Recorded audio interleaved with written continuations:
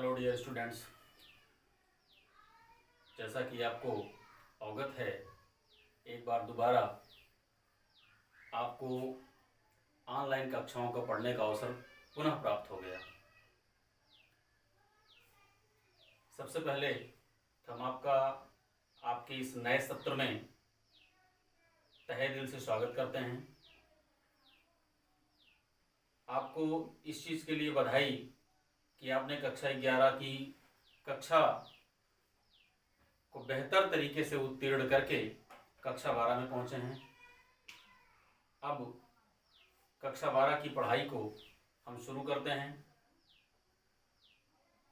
और प्रयास हमारा और आपका ऐसा रहना चाहिए कि यह अध्ययन और अध्यापन का कार्य ऑनलाइन माध्यम के साथ पूरी तरह से एक दूसरे को संलग्न रखते हुए बेहतर तरीके से किया जा सके।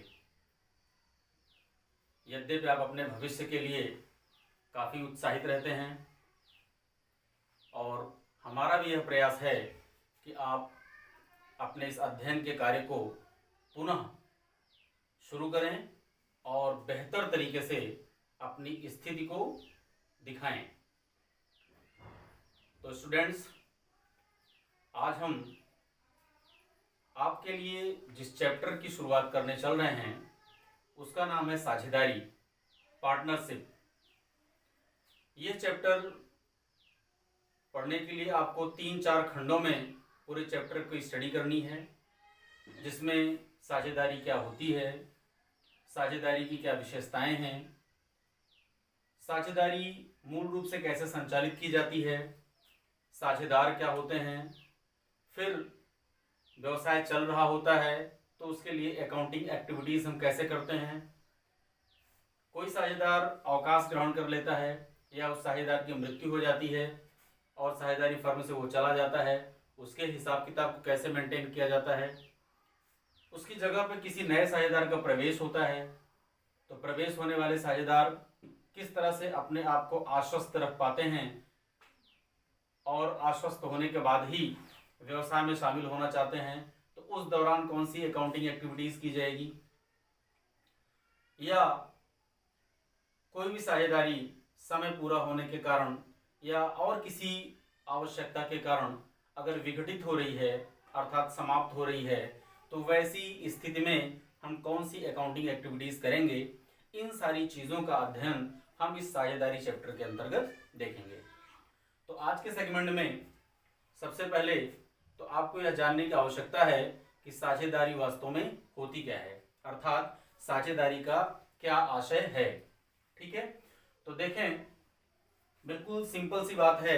साझेदारी शब्द से ही स्पष्ट है कि साझेदारी दो या दो से अधिक व्यक्तियों का एक समूह होगा जिसमें वे सब मिलकर किसी ऐसे कार्य को करने के लिए आपस में स्वेच्छापूर्वक सम्मिलित होते होंगे जिसके होने वाले लाभ और हानि को आपस में बांट सकते हों। ठीक है, तो इसी को हम अकाउंटिंग लहजे में आपके वाणिज्य की शब्दावलियों में किस तरह से व्यक्त करेंगे। तो देखिए, सरल शब्दों में साझेदारी दो या दो से अधिक व्यक्तियों का एक ऐच्छिक संगठन है। ऐच्छिक संगठन, ये ध्यान देने की आवश्यकता है। ऐच्छिक शब्द बता रहा है इसमें किसी भी व्यक्ति को जबरदस्ती शामिल नहीं किया जाता, बल्कि प्रत्येक व्यक्ति अपनी श्रद्धा से, अपनी इच्छा से इस साझेदारी व्यवसाय को ज्वाइन करता है, इसमें सम्मिलित होता है। जो स्वतंत्र इच्छा से किसी वैध व्यापार को चलाने के लिए, देखिए यहाँ पे एक शब्द और आया है, वैध व्यापार। वैध व्यापार का आशय जिसे कानून के दृष्टिकोण में वैधानिकता प्राप्त हो, कानून के दृष्टिकोण में जो व्यवसाय अवैध न हो, मीन्स जिसके लिए लाइसेंस लिए जाते हों, जो देश की व्यवस्थाओं और परिस्थितियों के अनुसार अनुकूल हो, ऐसे व्यवसाय को चलाने के लिए आपस में सहमत हों और उससे होने वाले लाभ या हानि को आपस में बांटने पर सहमत हों। जब कोई व्यवसाय चलाया जाएगा तो व्यवसाय का उद्देश्य लाभ कमाना ही होता है। ठीक है, ये अलग बात है कि कभी कभी उसमें हानियों का भी सामना करना पड़ जाता है। तो अगर व्यवसाय में लाभ हो रहा है या हानि हो रही है तो उस हानि और लाभ दोनों को वो लोग आपस में बांटने के लिए सहमत होते हैं। ये तो एक सामान्य सा कॉन्सेप्ट रहा कि साझेदारी होता क्या है। इसे दो लेखा शास्त्रियों ने अपने विचारों के अनुसार परिभाषित किया है, हमें उनके भी विचारों को अपने नोट्स में दिखाना होता है। तो पहला हमारा है साझेदारी अधिनियम 1932 की धारा 4 के अनुसार। मीन्स साझेदारी के लिए जो अधिनियम बनाया गया है उस अधिनियम का नाम है साझेदारी अधिनियम 1932 और उसकी धारा 4 के अंतर्गत इसकी परिभाषा दी गई है। परिभाषा में कहा गया है साझेदारी उन व्यक्तियों के बीच का संबंध है जिन्होंने किसी ऐसे कारोबार से लाभ बांटने का अनुबंध किया हो जिसे वे सब अथवा इनमें से कोई एक व्यक्ति या अधिक व्यक्ति सबकी ओर से व्यक्ति की ओर से चलाता है। कहने का मतलब ये एक ऐसा व्यापार है जिसमें जितने भी साझेदार हैं वे सब चाहे तो संलग्न रूप से उस व्यवसाय को चलाएं अथवा उन सब की ओर से कोई एक व्यक्ति उस व्यवसाय को चलाए। ठीक है। दूसरी परिभाषा एल.एच. हैने महोदय ने लिखा है। इन्होंने लिखा है साझेदारी विभिन्न व्यक्तियों में जो अनुबंध करने की क्षमता रखते हैं। अनुबंध करने की क्षमता रखने का मतलब वो मस्तिष्क से पागल नहीं होना चाहिए। ठीक है। वो कोई भी अनुबंध करने की योग्य होना चाहिए। ठीक है। परस्पर एक प्रतिज्ञा है, मीन्स आपस में वो लोग एक प्रतिज्ञा करते हैं कि हम इस व्यवसाय को इस नियम और कानून के तहत चलाएंगे, जिसके अनुसार वे अपने लाभ के लिए कोई ना कोई न्यायपूर्ण व्यवसाय करते हैं। कहने का मतलब ये है कि कुछ व्यक्ति ऐसे होंगे जो किसी एक व्यवसाय को करना चाहते हों, उस व्यवसाय को करने के लिए उसके नियमों और कानूनों को मानने के लिए आपस में प्रतिज्ञा करते हैं और ऐसा व्यवसाय करते हैं जो व्यवसाय न्यायपूर्ण हो। ठीक है। तो हमने एक सरल शब्दों में इसके कॉन्सेप्ट को देख लिया, दो डेफिनेशंस देख ली हैं। इन दोनों के अनुसार हम देखते हैं कि इसको और सरल शब्दों में कैसे व्यक्त कर सकते हैं।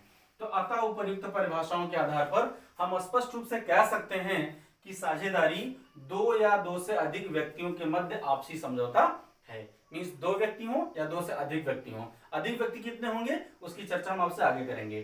ठीक है। दो से अधिक व्यक्ति हों, उनके बीच में क्या है, आपसी एक समझौता है जिसे वे सभी अथवा उन सभी की ओर से किसी एक व्यक्ति द्वारा संचालित किया जाता है। व्यवसाय एक ऐसा व्यवसाय है, ये साझेदारी व्यवसाय, जिसमें चाहे तो सारे साझेदार जितने व्यक्ति उसमें सम्मिलित हैं सारे के सारे साझेदार आपस में मिलकर उस व्यवसाय को चलाएं। कहने का मतलब क्या है कि कोई उसमें अकाउंटिंग एक्टिविटी को ध्यान दे, कोई वहां पे सेल्स का काम करे, कोई परचेजिंग का काम करे। कहने का मतलब उस व्यवसाय के अंदर, उस साझेदारी व्यवसाय के अंदर जितनी भी क्रियाएं संचालित की जानी है उन सारी क्रियाओं को चाहे तो वो मिल बांट कर आपस में समझकर अलग अलग क्रियाओं को वो करें।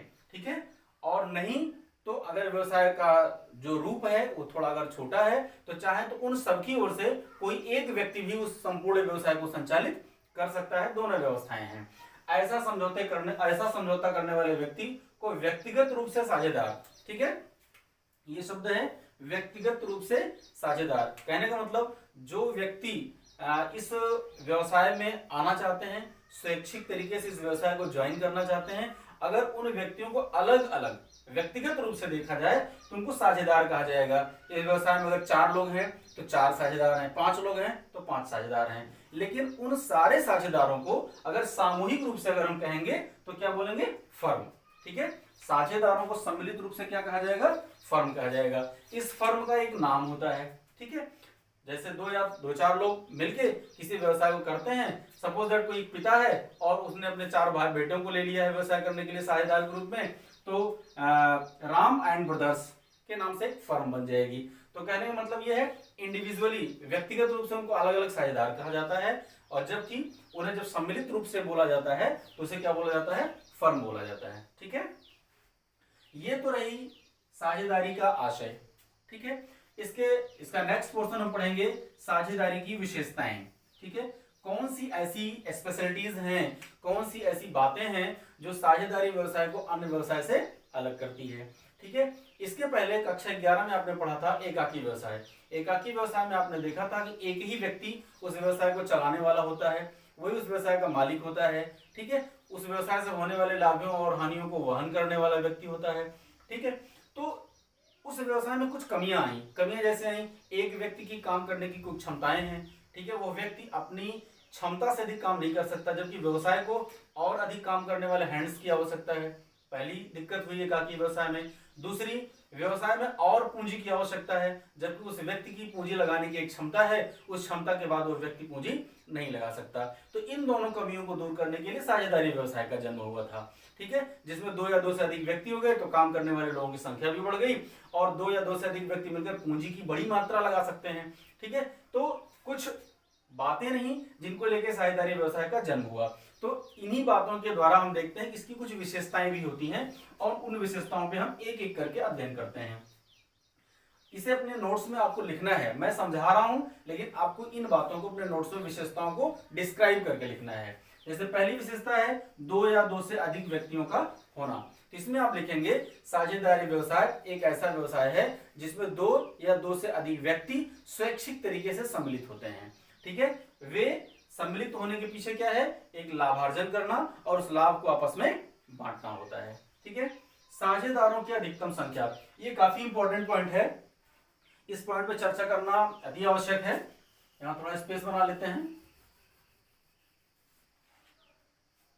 साझेदारी की अधिकतम संख्या, साझेदारी की जो संख्या की बात है तो इसमें आप देखें तो कम से कम दो व्यक्ति चाहिए, कम से कम साझेदारी व्यवसाय में दो व्यक्ति चाहिए। लेकिन अगर अधिक से अधिक की बात करें कि अधिक से अधिक कितने व्यक्ति साझेदारी व्यवसाय में हो सकते हैं, तो ऐसी स्थिति में ध्यान देने की आवश्यकता है।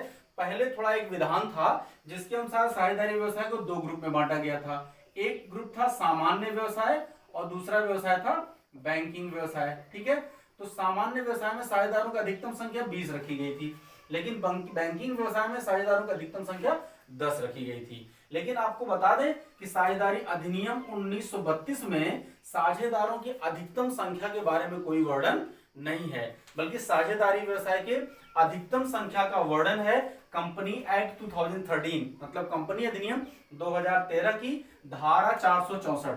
कंपनी अधिनियम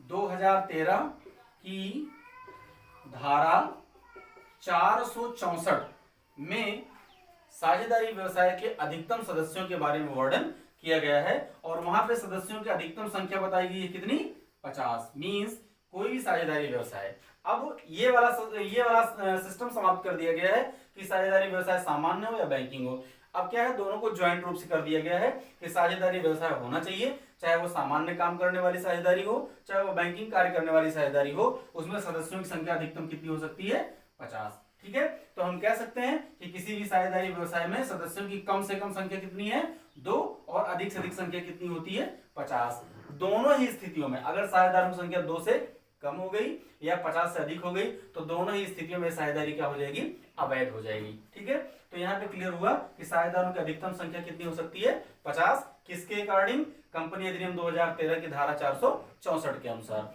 कभी कभी प्रश्न ऐसा भी पूछा जाता है कि क्या भारतीय साझेदारी अधिनियम 1932 में साझेदारों की अधिकतम संख्या के बारे में वर्णन है, तो आप बताएंगे कि साझेदारी अधिनियम 1932 में साझेदारों की अधिकतम संख्या के बारे में कोई वर्णन नहीं है, बल्कि साझेदारों की अधिकतम संख्या के बारे में कंपनी अधिनियम 2013 बताता है और उसमें धारा 464 में इसका वर्णन किया गया है। ठीक है, तो आप इस पॉइंट को अपनी कॉपी में नोट करेंगे। नेक्स्ट पॉइंट है आपका ठहराव या अनुबंध।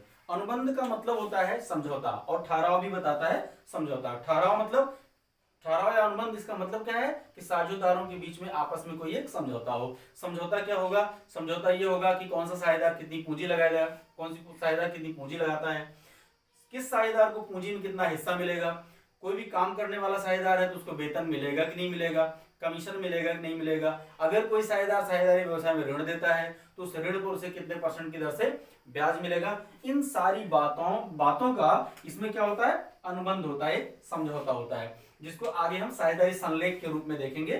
ठीक है, थोड़ा और आगे बढ़ते हैं, साझेदारी संलेख के बारे में विस्तृत चर्चा करेंगे। अभी आपको जानने की आवश्यकता क्या है कि साझेदारों के बीच में आपस में क्या होता है, समझौता होता है जिसे अनुबंध कहते हैं और उस अनुबंध के अनुसार ही साझेदारी व्यवसाय को चलाया जाता है। नेक्स्ट पॉइंट है निश्चित व्यवसाय और लाभ उद्देश्य। देखिए, साझेदारी व्यवसाय होने के लिए उसमें एक व्यवसाय का होना बहुत आवश्यक है। ठीक है, व्यवसाय कैसा होगा, हम ऊपर अध्ययन कर चुके हैं। व्यवसाय क्या होगा, कानून के दृष्टिकोण में वैध व्यवसाय होगा। ठीक है, और इस व्यवसाय का उद्देश्य क्या होगा, लाभ कमाना। ये काफी इंपॉर्टेंट बात है कि अगर कोई ऐसा व्यवसाय है या कोई ऐसी क्रिया है जिस क्रिया का उद्देश्य लाभ कमाना नहीं है तो उसे साझेदारी नहीं कहा जाएगा। जैसे दो चार लोग आपस में मिलकर किसी समाज सेवा का काम करने के लिए साझेदारी बना लेते हैं, ठीक है, कि हम इस तरह की क्रियाओं को संपादित करेंगे जिससे समाज के लोगों का कल्याण होगा। तो ऐसी स्थिति में उन लोगों के बीच की वो साझेदारी तो है, बट उस साझेदारी को व्यवसायिक साझेदारी के रूप में हम नहीं शामिल कर सकते, क्योंकि वहां पे उन साझेदारों के बीच का उद्देश्य लाभ कमाना नहीं है। तो कहने का मतलब क्या है, एक कोई निश्चित व्यवसाय होना चाहिए। निश्चित व्यवसाय मतलब व्यवसाय बदलता ना रहे, व्यवसाय की क्रियाएं एक निश्चित तौर तरीके से करने वाली हो। तो व्यवसाय एक निश्चित व्यवसाय होना चाहिए और उस व्यवसाय का उद्देश्य क्या होना चाहिए, लाभ कमाना और उस लाभ को आपस में बांटना, ठीक है। नेक्स्ट पॉइंट है असीमित दायित्व। बहुत ही इंपॉर्टेंट पॉइंट है ये। असीमित दायित्व का मतलब क्या होता है, देखिए दायित्व का सीमित होना और दायित्व का असीमित होना, ठीक है। इस चीज के बारे में आपने 11th में भी कक्षा 11 में भी अध्ययन कर रखा है, ठीक है। तो दायित्व के असीमित होने का मतलब क्या है, असीमित दायित्व। देखिए दायित्व जो होता है वो सीमित भी हो सकता है और असीमित भी हो सकता है। सीमित का मतलब ये होता है कि जैसे हम किसी व्यवसाय में शामिल हुए हैं, तो शामिल होने में सपोज दैट हमने उस व्यवसाय में 1 लाख रुपया इंट्रोड्यूस कर रखा है, 1 लाख रुपया हमने उस व्यवसाय में लगा दिया, ठीक है, और वो व्यवसाय डूब गया या उस व्यवसाय को नुकसान हुआ, तो उस नुकसान की स्थिति में हमारा अधिकतम 1 लाख रुपया ही नुकसान हो सकता है, ठीक है ना। अगर कोई ऐसी स्थिति है तो उसे बोलते हैं सीमित साझेदारी या सीमित दायित्व, ठीक है। सीमित साझेदारी नहीं बल्कि क्या बोलते हैं, सीमित दायित्व। मींस हमने जितनी पूंजी लगा रखी है, नुकसान होने पर, लॉस होने पर हमें अधिकतम उतनी पूंजी का ही नुकसान होगा, ठीक है। लेकिन दायित्व का असीमित होने का मतलब क्या है कि व्यवसाय के हानियों को पूरा करने के लिए, हानियों को पूरा करने से मतलब यह है कि अगर व्यवसाय ने बाहर के व्यक्तियों से लोन ले रखा है, ऋण ले रखा है, तो उस ऋण की पूर्ति करने के लिए उस व्यवसाय में जितने भी साझेदार हैं उन सभी साझेदारों की व्यक्तिगत संपत्तियों को भी बेचा जाएगा, ठीक है। कहने का मतलब क्या है कि अगर सपोज दैट किसी साझेदार ने 1 लाख रुपया लगा रखा है, ठीक है ना, और 5 साझेदार हैं और सभी ने 1 लाख रुपया लगा रखा है, तो व्यवसाय में कितना हो गया, 5 लाख रुपया हो गया। लेकिन अगर व्यवसाय की स्थिति इतनी गड़बड़ हो गई कि व्यवसाय की सभी संपत्तियों को बेचने के बाद भी 10 लाख रुपया ऋण का भुगतान करना है, मींस जितना कंपनी की टोटल संपत्ति है उन सारी संपत्तियों को बेच दिया जाए, फिर भी अपने द्वारा लिए गए ऋणों का भुगतान करने में ये साझेदारी व्यवसाय सक्षम नहीं है, तो ऐसी स्थिति में कंपनी नहीं, साझेदारी व्यवसाय सक्षम नहीं है, तो ऐसी स्थिति में उसमें ये जो 5 साझेदार लगे हैं, इन 5 साझेदारों की व्यक्तिगत संपत्तियों को भी नीलाम किया जाएगा, इनकी व्यक्तिगत संपत्तियों को भी बेचा जाएगा। तो कहने का मतलब क्या है, ऐसी व्यवस्था जिसमें व्यवसाय में हिस्सा लेने वाले व्यक्ति या साझेदारों की व्यक्तिगत संपत्तियों को भी साझेदारी के ऋणों को चुकाने के लिए प्रयोग किया जाए, तो वहां पे दायित्व कैसा कहलाता है, असीमित दायित्व कहलाता है। लेकिन अगर उनके द्वारा लगाए गए ऋणों, उनके द्वारा लगाई गई पूंजी को ही केवल व्यवसाय को समाप्त करते समय प्रयोग किया जाए या जब्त किया जा सकता हो, तो वहां पे बोलते हैं सीमित दायित्व, ठीक है। तो आप अपनी जानकारी के लिए जान लें कि साझेदारी व्यवसाय का दायित्व कैसा होता है, असीमित होता है। इसका मतलब क्या है, इसमें जो साझेदार होते हैं साझेदारी की ऋणों को चुकाने के लिए उनकी व्यक्तिगत संपत्तियों को भी बेचा जा सकता है, ठीक है। तो यहाँ पे थोड़ा सा जान लें कि साझेदारी व्यवसाय जो होता है, साझेदारी व्यवसाय और एकल व्यवसाय, साझेदारी व्यवसाय और एकल व्यवसाय, इन दोनों व्यवसायों का जो होता है दायित्व क्या होता है, असीमित होता है, ठीक है ना। लेकिन आगे आप पढ़ोगे एक कंपनी व्यवसाय, ठीक है। कंपनी व्यवसाय में जो सदस्य होते हैं उनके दायित्व क्या होते हैं, सीमित होते हैं, ठीक है। तो मुख्य रूप से आप यहाँ पे 3 संगठन देखेंगे, एकाकी व्यापार, साझेदारी व्यापार और कंपनी व्यवसाय, जिसमें एकाकी व्यवसाय और साझेदारी व्यवसाय में सदस्यों के दायित्व क्या होते हैं, असीमित होते हैं, जबकि कंपनी व्यवसाय में सदस्यों के दायित्व क्या होते हैं, सीमित होते हैं। क्लियर। इस चीज को आप अपने नोट्स में विस्तृत तरीके से अवश्य लिख लेंगे, ठीक है। नेक्स्ट पॉइंट जिस पे हम चर्चा करते हैं वो है हित हस्तांतरण। हित हस्तांतरण क्या होता है, हित का मतलब क्या है, व्यवसाय में अगर हम शामिल हैं, ठीक है, तो व्यवसाय में शामिल रहने के दौरान व्यवसाय में जो कुछ भी मिलना है या व्यवसाय में हमने जो कुछ भी लगा रखा है वो हमारा हित है। ठीक है, अब अगर कोई साझेदार यह चाहे कि वो साझेदार अब इस व्यवसाय में न रहकर वो व्यवसाय से निकलना चाहता है और अपने निकलने के लिए अपने बदले वो किसी और व्यक्ति को व्यवसाय में इंट्रोड्यूस करना चाहता है, जैसे वो चाहता है कि अब वो साझेदार ना रहकर उसकी जगह उसका मित्र साझेदार हो जाए, मींस अपना जो हित व्यवसाय में है उस हित को वो अपने मित्र को हस्तांतरित करना चाहता हो या अपने उस हित को वो अपने पुत्र को हस्तांतरित करना चाहता हो, तो ऐसी स्थिति में साझेदारी अधिनियम जो है वो पूरी तरह से रोक लगा रखा है। मींस साझेदारी व्यवसाय में कोई भी साझेदार अपने हित का हस्तांतरण नहीं कर सकता है। ठीक है, एक दूसरी परिस्थिति यह है कि हस्तांतरण कर सकता है लेकिन जितने साझेदार हैं उन सभी साझेदारों की आपसी सहमति पे। ठीक है, लेकिन वहां भी जब साझेदारों की आपसी सहमति होगी तो जो व्यक्ति व्यवसाय से बाहर निकलना चाहता है उसका अवकाश ग्रहण की स्थिति बनेगी और उसके बाद जो व्यक्ति प्रवेश करना चाहता है उसकी प्रवेश की स्थिति बनेगी। ठीक है, तो दो स्थितियां एक साथ उसमें काम करेंगी, लेकिन यह जो कार्य होगा वो सभी साझेदारों की आपसी सहमति से ही संभव है। अगर कोई एक साझेदार चाहे कि वो निकल जाए और अपनी जगह किसी दूसरे व्यक्ति को इंट्रोड्यूस कर दे तो साझेदारी व्यवसाय में ऐसा संभव नहीं है। तो कहने का मतलब, अगर प्रश्न आता है कि क्या साझेदारी व्यवसाय में साझेदार अपने हित का हस्तांतरण कर सकता है, तो वहां पे आपको जवाब देना है कि अपने हित का हस्तांतरण नहीं कर सकता है। ठीक है, नेक्स्ट पॉइंट है स्वामी और एजेंट का संबंध।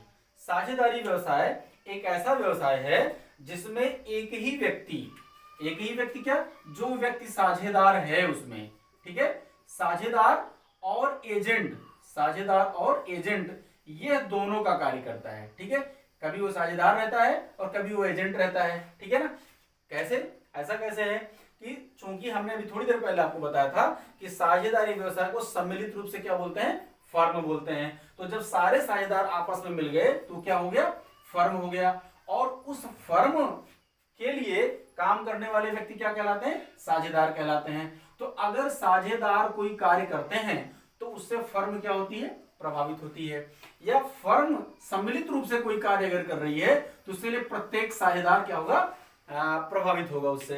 तो इसीलिए कहा जाता है कि स्वामी और एजेंट का संबंध होता है कि प्रत्येक साझेदार स्वामी भी होता है और फर्म का क्या होता है, एजेंट भी होता है। ठीक है, तो चूंकि फर्म की क्रियाओं को संपादित करता है, मींस एजेंट के द्वारा किए गए समस्त कार्यों के लिए फर्म उत्तरदायी होगी। मींस अगर कोई साझेदार अगर कोई कार्य करता है तो इस कार्य के लिए सीधे फर्म उत्तरदायी होगी। फर्म उत्तरदायी इसलिए होगी, फर्म उत्तरदायी होगी इस कारण ही कहा जाता है कि, अच्छा देखो साझेदार एजेंट का संबंध क्या होता है इसको जान लें थोड़ा सा। एजेंट अपने स्वामी की आज्ञा अनुसार कार्य करता है और एजेंट के द्वारा किए गए समस्त कार्यों के लिए स्वामी जिम्मेदार होता है। जैसे एग्जांपल के रूप में आप देखें LIC, ठीक है, LIC क्या करता है, एजेंट बनाता है। LIC के जो एजेंट होते हैं वो जो भी बीमा बेचते हैं, ठीक है ना, उनके द्वारा जो भी शर्तें अपने ग्राहकों को बताई जाती हैं उन शर्तों के लिए LIC सीधा जिम्मेदार होता है। ठीक है, क्योंकि वो बॉन्ड पे लिख के मिलता है कि हाँ ये जो भी बातें आपको बताई गई हैं उन बातों को हम अक्षरशः पालन करने के लिए तैयार हैं, अगर आप अपने प्रीमियम को सिस्टमेटिक तरीके से भरते रहते हैं तो यहाँ का मतलब क्या हुआ कि जो भी एजेंट या जो भी साझेदार कोई कार्य करेगा उसके लिए फर्म उत्तरदायी होगी, और अगर फर्म कोई कार्य करती है तो उसके लिए साझेदार उत्तरदायी होंगे। तो यहाँ पे क्या है कि जब एजेंट कार्य, जो साझेदार कार्य करता है और फर्म उत्तरदायी हो रही है तो फर्म यहाँ पे क्या हो गई, स्वामी हो गई। और फर्म कौन है, साझेदारी सम्मिलित रूप से फर्म है, तो यहाँ पे फर्म क्या हो गए, स्वामी हो गए, और ये क्या हो गया, एजेंट हो गया। ठीक है ना, तो यहाँ पे और फर्म जो है वो भी साझेदार है और ये भी साझेदार है। यहाँ पे क्या, सभी साझेदारों का समूह है इसलिए वो स्वामी कहा गया है, और यहाँ पे क्या है, एक अलग अकेला व्यक्ति साझेदार है। ठीक है, तो इन दोनों स्थितियों के कारण कहा जाता है कि साझेदारी व्यवसाय में स्वामी और एजेंट का संबंध होता है साझेदारों के मध्य। कहने का मतलब क्या है कि फर्म द्वारा किए गए कार्यों के लिए साझेदार उत्तरदायी होते हैं और साझेदार द्वारा किए गए कार्यों के लिए फर्म उत्तरदायी होती है, इसलिए फर्म और साझेदारों में स्वामी और एजेंट का संबंध पाया जाता है। ठीक है, नेक्स्ट पॉइंट है आपका साझेदारी का पंजीयन। पंजीयन को इंग्लिश में बोलते हैं रजिस्ट्रेशन। रजिस्ट्रेशन क्या होता है, जब हर राज्य में साझेदारी व्यवसाय को पंजीकृत करने के लिए एक रजिस्ट्रार की नियुक्ति की जाती है।